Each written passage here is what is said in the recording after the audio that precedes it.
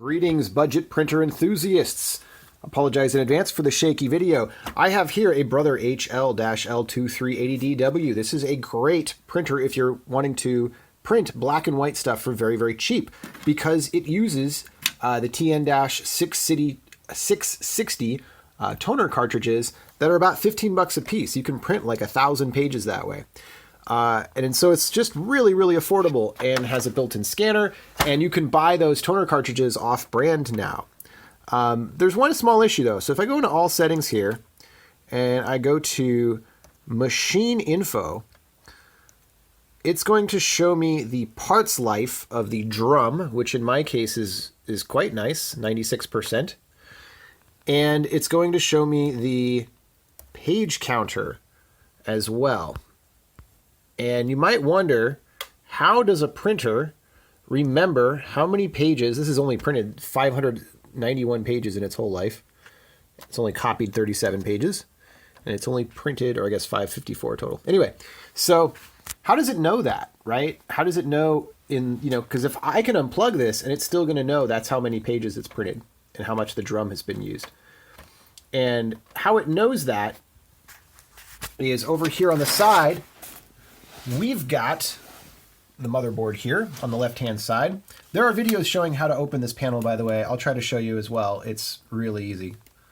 One thing I also like about these printers, by the way, Brother's a Japanese brand, and I'm a big fan of Japanese-made goods because they are usually very good quality. And you see here that there is a capacitor, a very large capacitor. This is actually a 0.22 millifarad, no, sorry, 0.22 farad capacitor. It's a very special kind of capacitor that essentially works as a save battery. And because of that, when this starts to go bad, the printer, from what I understand, it will not turn on right away. You have to like power cycle it or do all sorts of weird things. And this thing is really fussy. I have to I can't just shut it down and turn it back on. I have to like cut power, wait a few minutes, reapply power. And from what I understand, it's due to this issue. And there's some videos online, which I'll try to link to, that described this problem very helpfully. And so I've gone here to DigiKey and ordered my own 0.33 farad capacitor. It can be higher. It doesn't have to be 0.22. 0.33 is going to have the same effect. And I'm going to go in here. I'm going to snip this off with some wire cutters, and I'm going to solder in the new capacitor.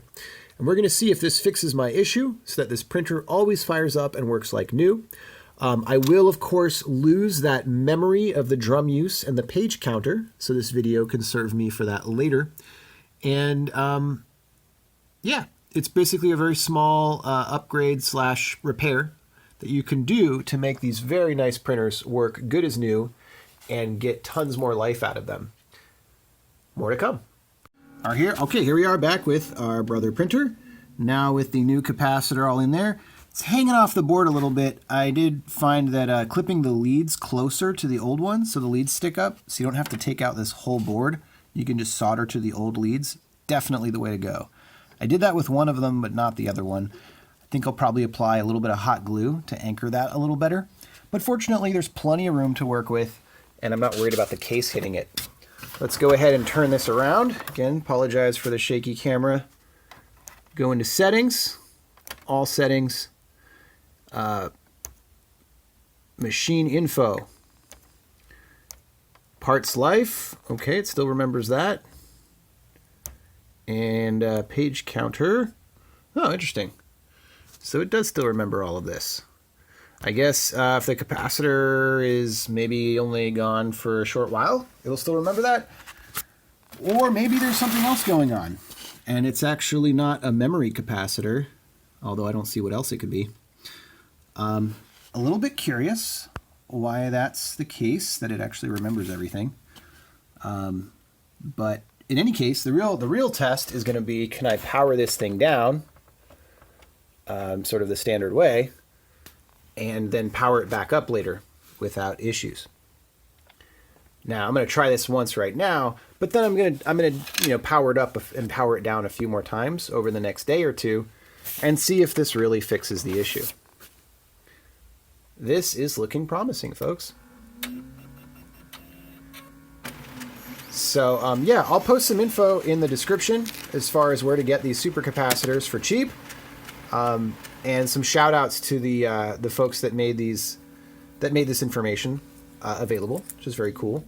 And check out your local Craigslist or flea market or whatever where you get used stuff, and keep an eye out for these. These are fantastic printers, and just about the cheapest option available for black and white budget printing. Okay, so just to show everyone how you would take this apart, this Brother printer here,